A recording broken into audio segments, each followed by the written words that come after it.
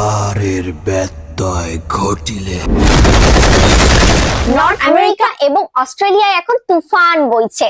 28 June দেশের বাইরে মুক্তি পেতে যাচ্ছে তুফান। কলকাতা, উত্তর আমেরিকা, অস্ট্রেলিয়ায় মুক্তি পাবে সিনেমাটি।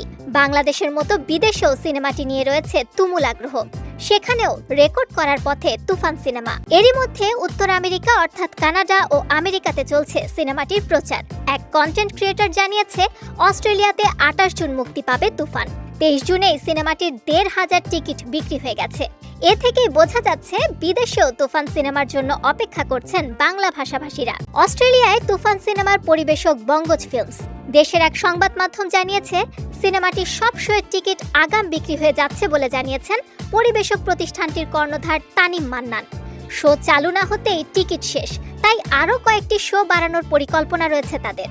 দেশে তুফান সিনেমা নিয়ে উত্তেজনা কমছে না। দিন বাড়ার সঙ্গে সঙ্গে সিনেমাটির শো বাড়ছে। দর্শকরা অগ্রিম টিকিট কিনে রাখছেন সিনেমাটি দেখার জন্য। প্রথম 3 দিনে শুধু সিনেপ্লেক্সে তুফান আয় করেছে 1,20,00,000 টাকা।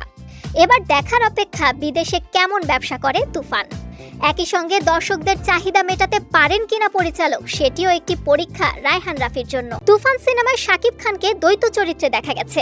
রায়হান রাফি পরিচালিত তুফান সিনেমায় শাকিবের বিপরীতে অভিনয় করেছেন ভারতের মিমি চক্রবর্তী ও বাংলাদেশের নাবিলা।